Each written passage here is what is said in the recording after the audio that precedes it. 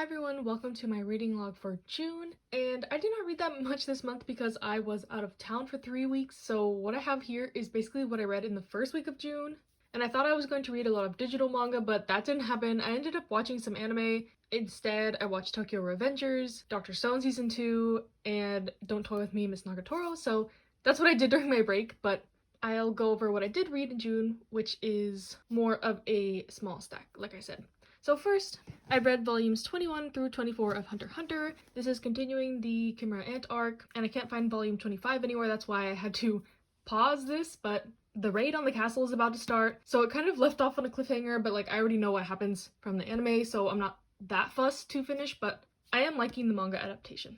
Next, I read volume 7 and 8 of The Heroic Legend of Arslan, and then I ordered the rest of it, and it came the day before I left, so I didn't have a chance to keep reading, but I'm really liking this. Things continue to develop with the kingdom and the war, etc. Like I said last month, I wasn't expecting to like this at all, but I really like it, and I'm excited to read more of it. And then a majority of what I read, volumes 1 through 10 technically, of Princess Jellyfish. This was sort of a reread and sort of not. I believe I made it up to this omnibus before, but I decided to start over. And essentially this story is about a group of women who live in this kind of dorm, and they are all otakus in their own right. One really likes wearing kimonos, one really likes jellyfish, the main character, one likes traditional Japanese fighters and war and basically a history buff. So all these girls live in this dorm and they're very antisocial, they only keep to themselves, etc. And one day this man comes into their lives, and he is a crossdresser because he wants to avoid politics because his family is all in politics. So he is kind of the rebel child, the child that no one wants to talk about. He is the illegitimate son of the politician, so he kind of does his own thing, and he's very invested in fashion and makeup and clothes, which is pretty much the opposite of these girls. And basically his family is involved in kind of the plans to tear down their dorm to develop it into more of a modern building, and to raise money to stop that, they decided to start a fashion brand, which he helps with. And reluctant at first, they all don't really want to do that. They don't think it'll work, etc., etc. And throughout the story, it is a lot of coming of age elements, finding your true self. There's a little bit of romance in it. It's kind of a love triangle thing going on, but not really. And I think this is a really nice story. I love this author. They also did Blank Canvas and Tokyo Terreba Girls, I think that's how you pronounce it, which is a series I want to pick up soon, but I love this series. It's a classic. It's one of those that could have potentially aged badly, but I think it is still holding up pretty well, and I think it is just a really nice story. It is labeled as josei, so it's not shoujo manga. Like I said, there's not a lot of romance actually. Sorry, I'm rambling. I haven't filmed it in forever, but I highly recommend Princess Jellyfish.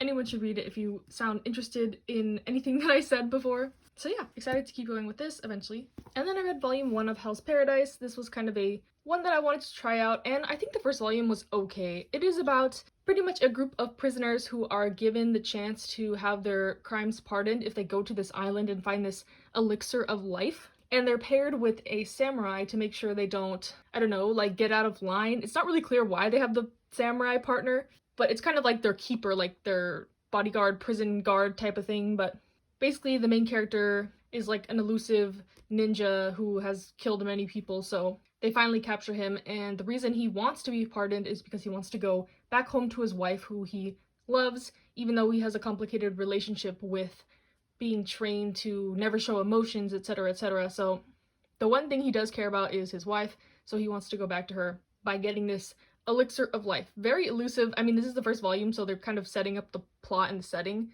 So I do want to try some more volumes of this, but it is a little hard to find right now, so I'm just waiting patiently to get volume 2, 3, etc. But the art is also very nice in this, and it is rated as explicit because of violence. I mean, there is some naked boobs or whatever, but they're not sexual. It's just for art purposes, if you know what I mean. So yeah, I like this well enough. Excited to continue possibly.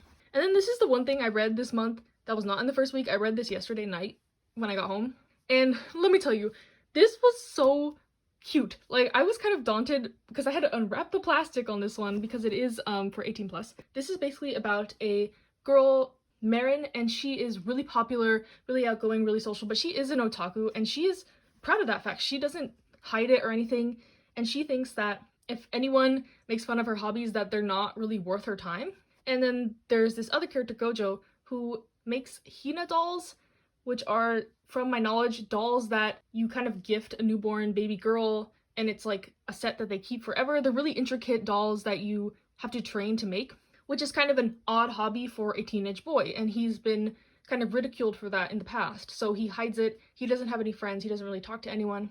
And one day, his family's sewing machine breaks, and he has to use the one in the school building, and she walks in because she's working on a cosplay, but she barely knows how to sew. It's a really messed up, not well-constructed cosplay, and she asks him to help her. And he agrees reluctantly, but I think they have a really healthy relationship. Like, she is not a mean girl, not bitchy, and even though Gojo is being put into uncomfortable situations, like things that he has never been in before, I think she's not taunting him or anything like that. Like, just watching Don't Toy With Me Nagatoro lately, it's nothing like that. It's not like she's teasing him for not having friends or being a quote-quote virgin or any of that stuff. It's just she genuinely wants to cosplay, and the edgy stuff is like him having to measure her to get the measurements or whatever, and it's like he's very uncomfortable in that situation, but when he realizes that she's actually serious and not just doing this to tease him, then he is okay with it. So I think this is a really good dynamic. I'm really excited to read more. I want to buy more immediately, but I'm hoping this goes on sale on the Right Stuff birthday sale, so I'm holding out a little bit, but I might cave and buy the rest. There's only 4 volumes out right now. But yeah, I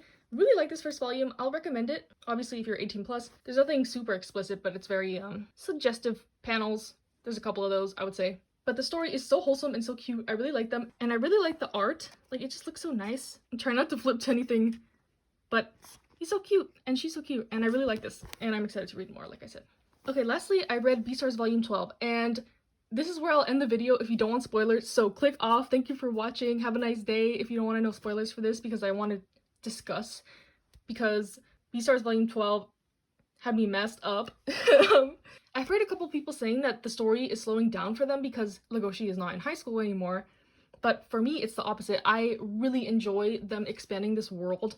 So, like I said, this is going to be spoilers, so click off if you haven't read this, but basically, yeah, Legoshi dropped out of high school, and he's living on his own now, and I like how they have expanded the world. He's getting a part-time job, his neighbor is an adult, they live kind of in a slummy part of town, and just, I feel like everything is going wrong for Legoshi, and it really made me feel for him. I think I actually cried a couple times in this volume, not because it's extremely sad, it's just like nothing seems to be going right for him, even though he like sacrificed his life for his friend, and he dropped out of school for reasons, and now he's on like the meat eater offender list, so he can never marry Haru or really be with her legally. And then it goes into his whole backstory with his grandpa, which is really interesting, and I think the next volume goes into that more and exploring the themes of, I wouldn't call it racism, but like speciesism, the equivalent of racism in this world. And also, one of the biggest shockers, when freaking Juno kissed Louis, I like physically screamed when I turned the page. I was like, what is going on? Because Juno is basically the equivalent of racist in this world. Like, she thinks that the herbivores and carnivores should be separated, etc., etc., and now she likes Louis?